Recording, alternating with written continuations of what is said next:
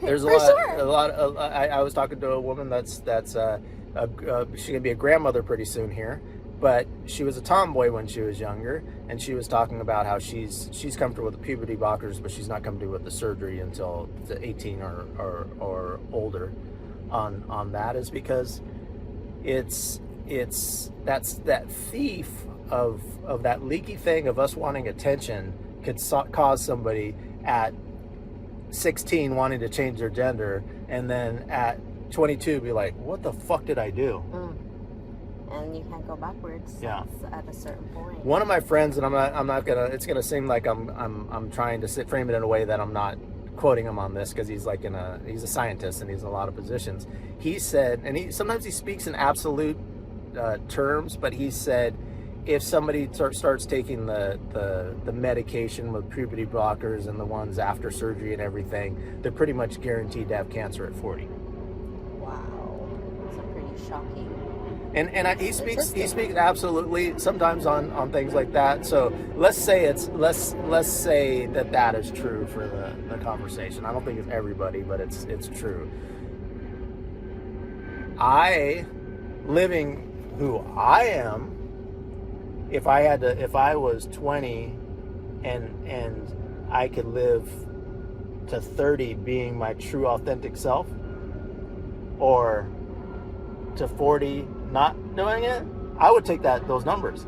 But are people getting that information? And we're so built on instant gratification, somebody might agree to something and do it.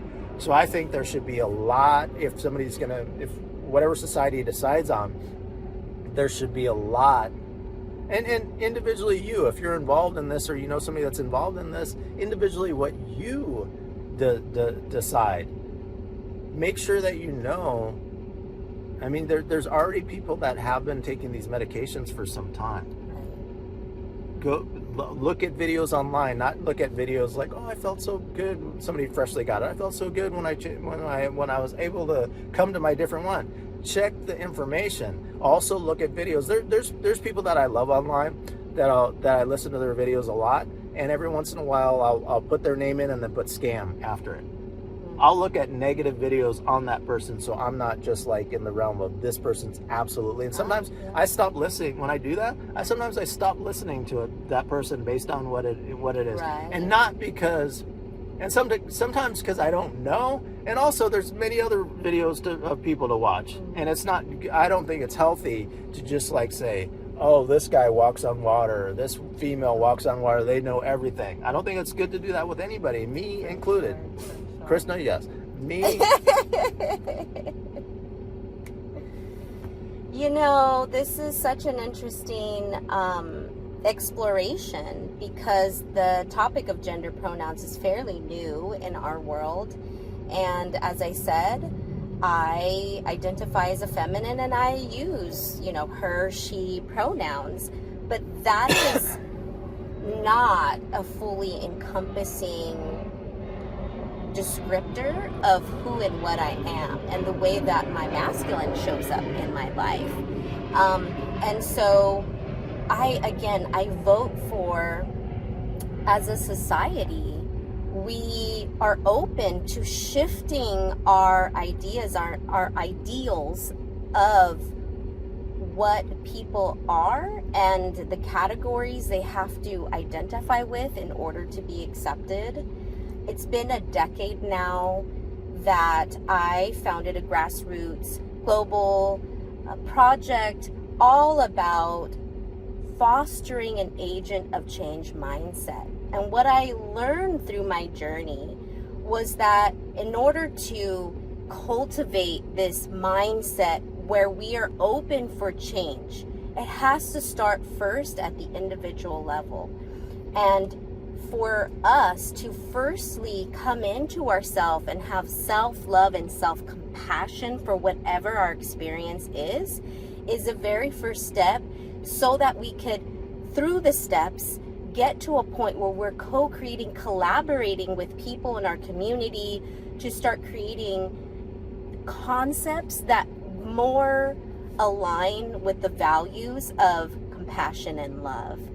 And once we connect to that compassion and love within us, it's important to tell our stories. And so Steve and I are here in this kind of journey of bringing you into the fold of conversation, moving towards creating change in the world by first being compassionate for ourselves, connecting to our unique story, and then being willing to share that with others. And it is only through that process are we able to then be able to really hold space for other people's experiences that are very different than our own. If we don't start with self-love and self-compassion and be able to really be in our truth, not feel offended by someone else's truth, we won't be able to come together as a collective to make changes so that individuals can feel included no matter what expression of gender.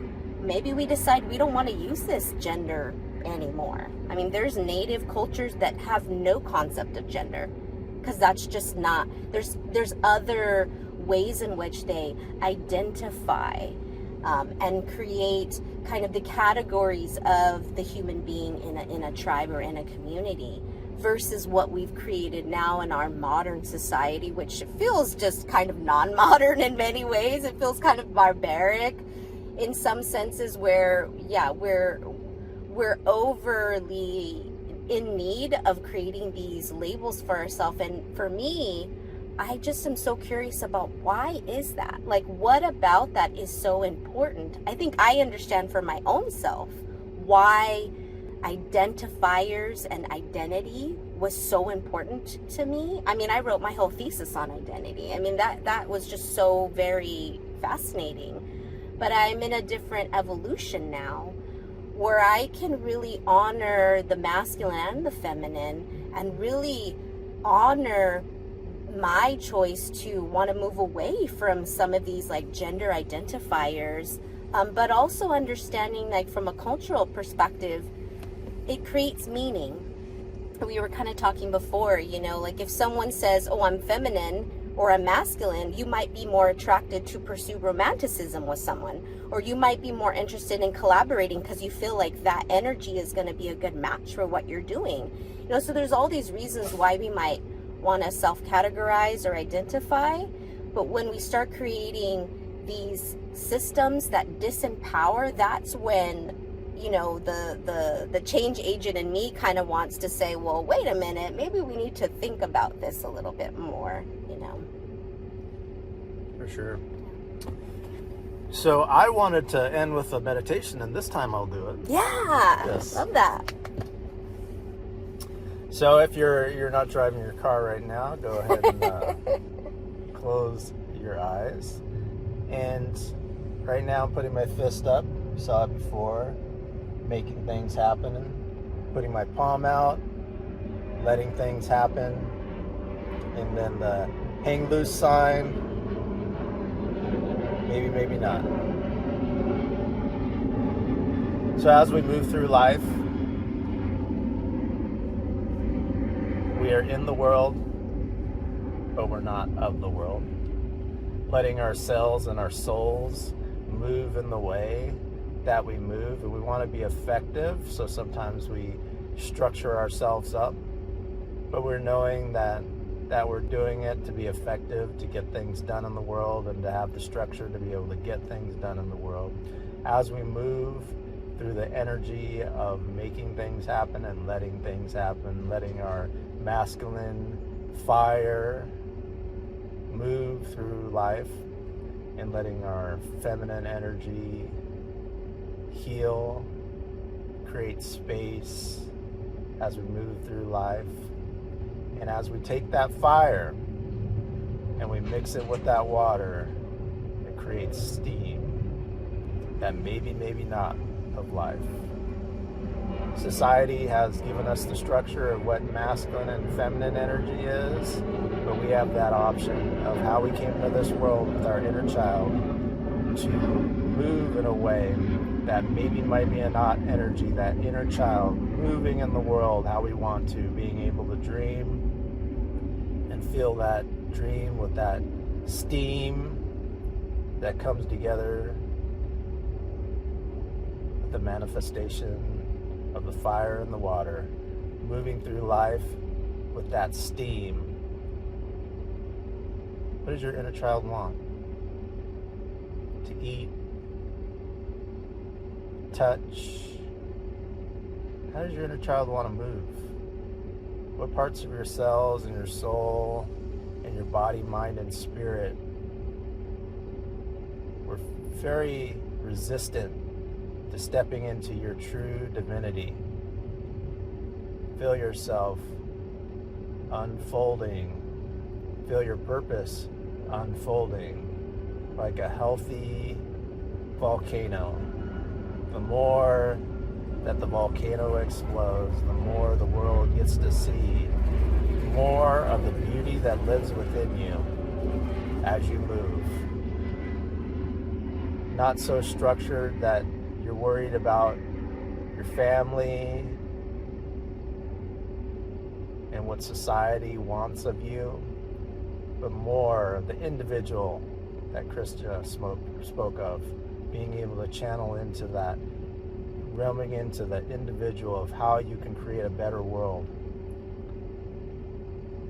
Is the school that you've gone to better because you were part of this reality and this existence?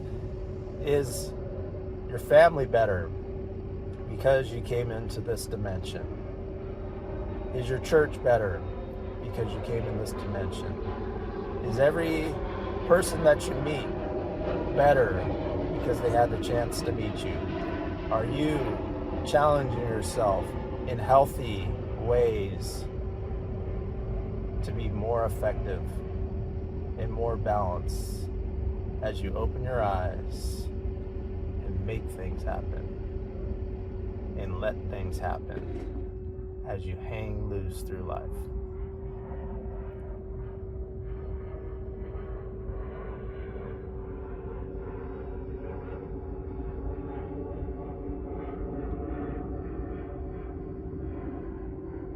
Any final words? We hope that this moment has inspired you to continue exploring ways that we each can contribute not just to our own personal growth, but the growth of our community, one in ways that are inclusive, loving, accepting, compassionate. Peace.